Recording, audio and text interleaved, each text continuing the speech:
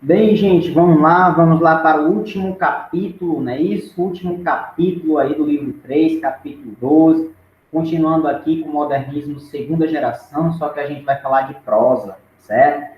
Enquanto lá na poesia se tratava da produção de poemas, na prosa aqui você já vai ouvir, você já vai ver, você já vai ler histórias. Mas histórias de quê, professor?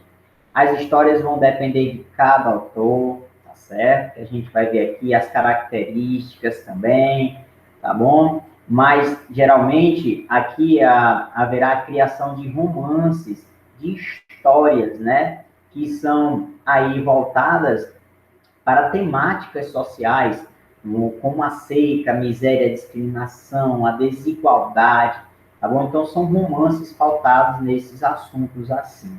Tá ok? Então, modernismo, geração prosa. Aqui a gente já vai ver romances, a criação de romances. E é o mesmo contexto histórico, né, gente?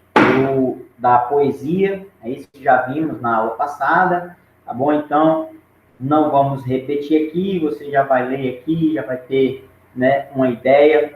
Vamos direto para as características e os autores.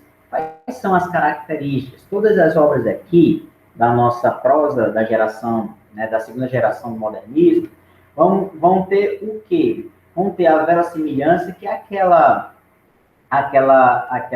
questão do retratar a coisa como se existisse de fato. É o semelhante ao verdadeiro. É o autor escrever alguma coisa como se fosse verdade, tá certo? Ou mais próximo da verdade, tá certo? Isso é a verossimilhança. E você vê muito isso nos textos, tá certo? Nos romances aqui da nossa prosa da segunda geração.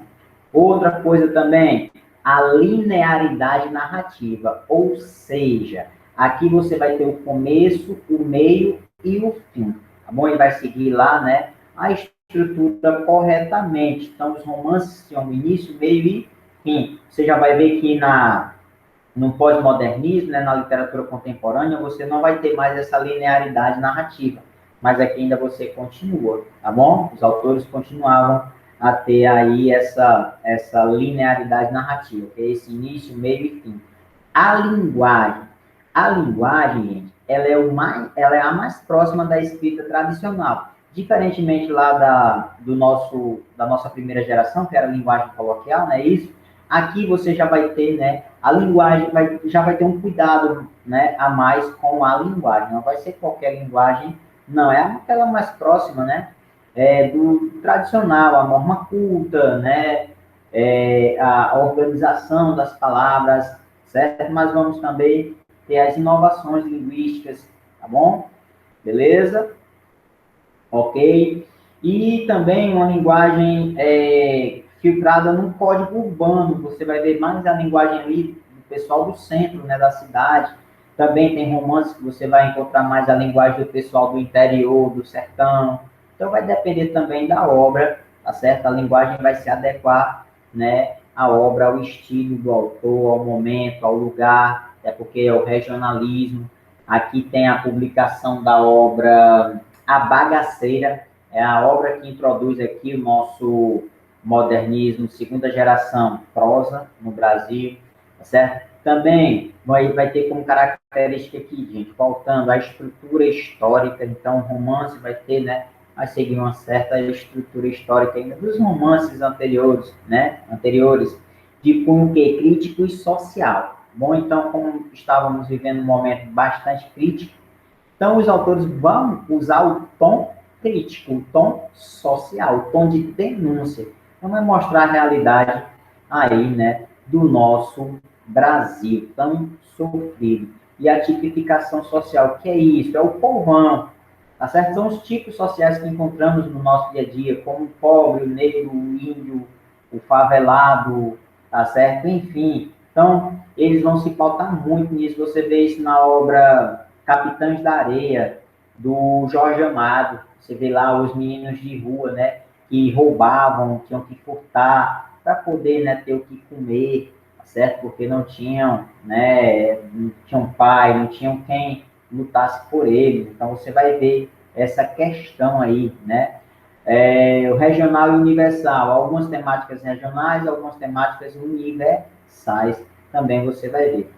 E, para isso, temos os nossos principais autores, com certeza vocês já ouviram falar. Temos quem, professor? Temos a Raquel de Queiroz, a nossa cearense, nascida aqui em Fortaleza. Na verdade, como é o nome da cidade agora? Meu Deus, é uma cidade bem Quixadá. Quixadá, tá certo? Ela é de Quixadá. Sua principal obra foi o 15, para retratar a seca do 15, não é? Aqui no Ceará, no Nordeste, né, gente? Tá bom? Que vai falar lá da fome, da seca, enfim, do pobre, né? Do sertanejo, tá certo? Temos também aqui, além da Raquel de Queiroz, temos o José Luiz do Rego, ele aqui já tem uma temática mais, ele vai falar, tem a sua principal obra, Menino de Engenho, né, vai tratar um pouquinho lá da escravidão, né, nos grandes engenhos, aqui a exploração, né, do negro, do trabalhador, tá certo? Então ele vai ter essa temática aí da escravidão, José Luiz do Rego, ok? Temos também aqui, aí, gente, cada autor aqui, você lê aí as temáticas e as características, tá bom? Beleza? José Lins do Rego, a obra dele que se destaca é Menino de Engenho e São Bernardo. Duas obras aí magníficas que já caíram em prova, certo? Graciliano Ramos, esse cara também, agora aqui a gente já entra, né, com o sertão, né, gente? Nosso sertão aqui, tá certo? Graciliano Ramos vai tratar muito da questão regionalista, né? O Nordeste, né? O sertão mesmo, o período de seca, assim como a Raquelzinha, né, que era 15, ele aqui, o Graciliano, tem a obra Os Sertões, grandes, meu Deus, agora eu esqueci, Vidas Secas, do Graciliano Ramos, o próprio título já diz tudo, né? Se refere, então, à região local, né?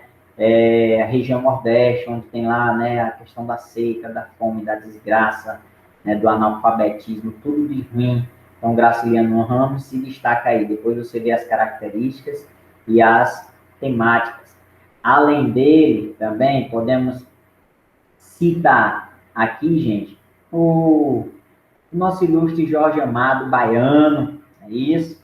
Ele é baiano, fala muito da questão social. Inclusive, ele é muito completo. Ele é como se fosse o nosso Carlos Drummond de Andrade lá. A obra dele aqui também é dividida em fases aqui, tá certo? Ele escreveu todo tipo de obra. Tem a questão do cacau, né? Do cacau, do ciclo de engenho, a cidade, a urbanidade também. Ele fala, né?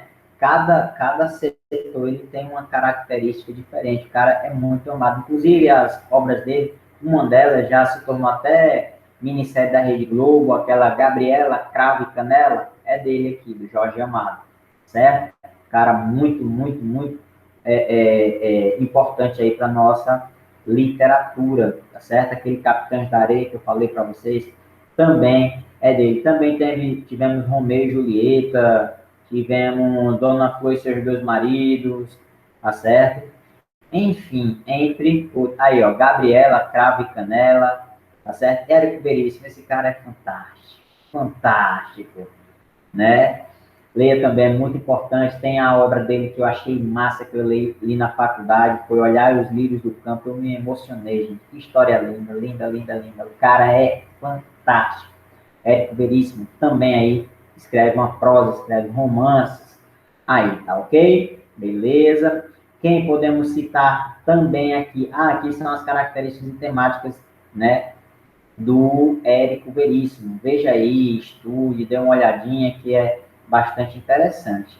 Tá ok? Beleza? Então, gente, é bem breve, não dá para analisar obra por obra, autor por autor, porque é muita coisa. Aqui é mais interpretação, você vai ler o livro, você vai tentar entender, tá certo? Aqui, na verdade, é só um resumo do que nós, né, já estudamos, do que nós já vimos. Então, não é um bicho de sete cabeças, não, tá bom? Vocês se atentem aí às temáticas de cada autor, as características, pois isso é muito importante na hora da prova, tá ok? Principalmente falando de prosa romântica, né? A prosa romântica não, a prosa da segunda geração, né, do modernismo, a prosa modernista, tá certo? Então, com isso, a gente encerra aqui, é bem breve, só um resumo mesmo do que já vimos, e qualquer coisa que vocês, né, quiserem tirar dúvida, a gente tira na semana de exercício. Com isso, a gente encerra aqui, conclui o livro 3 e